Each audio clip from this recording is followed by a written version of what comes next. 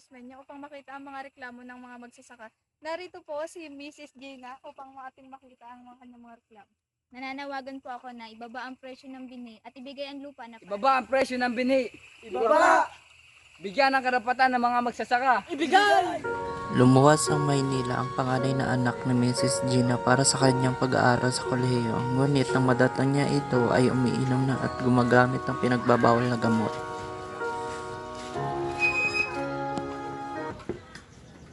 Nasaan si Carla? Nasa loob po. Pasok po kayo. Saan?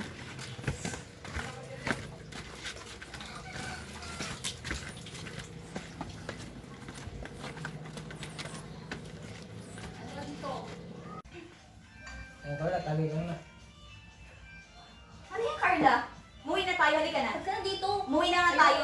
Umuwi na tayo. Ayoko. Hindi, umuwi na tayo, halika na. Ayoko nga.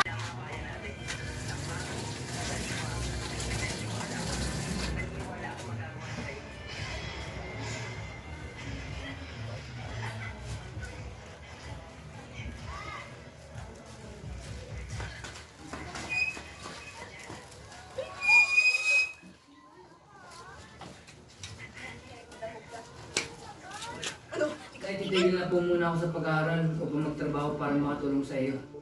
Anak, alam kong hirap tayo. Pero alam kong ikaw lang ang pag-asang makaahon tayo. Gagawin ko ang lahat, mapagpatuloy mo na ang pag-aaral.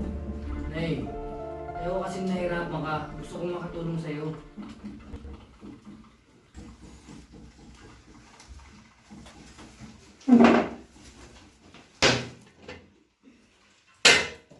Tantang-tanong lang ang ulam? Hindi ka na nga nakatulong nung ako magreklamo? Ano, lalayas ka? Sige, lumayas ka! Lumayas ka! Sige, lalayas ako! Sige, lumayas ka! Oo, tuluyan mong sirain ang buhay mo, magpakabuang ka sa bisyo mo. Sige! Sumama ka na sa mga lalaki mo! Gagawin ko yan. Magpabuntis ka! Gagawin ko yan. Tingnan lang natin kung respetuhin ka ng anak mo.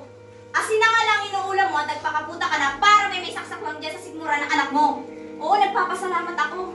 At hindi sinilang ang dalawang anak sa babaeng responsable at makasarili tulad mo. Alam mo, kung magkakaanak man ako, sisiguraduhin kong magkakasama kami sa hirap at ginawa. Di katulad mo! Ang kapal ng mukha mo, wala kang utang na loob!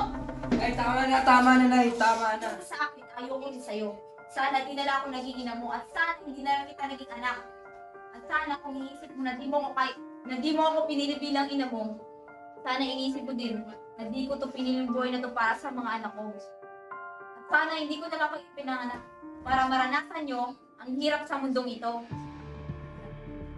Pero nandito na ako.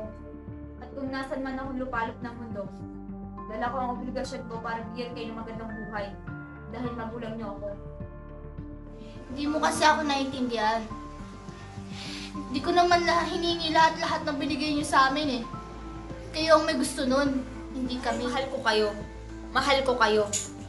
Ngayon, sabihin mo sa akin na hindi ko kayo naiintindihan. Anak, bakit inintindi mo ba ako kahit minsan? Hindi. Sarili mo lang iniintindi mo.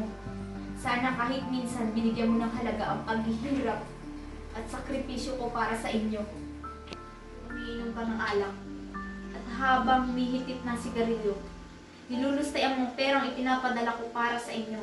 Sana naisip mo lang, ang mga pagkain tiniis ko para lang may padala ako. Habang nakahiga ka sa kutsyon, sana maisip mo lang na sumasakit ang likod ko katatayin ng palay maghapon. Sana maisip mo kahit konti. Kung hindi mo ako kaya respetuhin bilang ina mo, respetuhin mo ako bilang tao.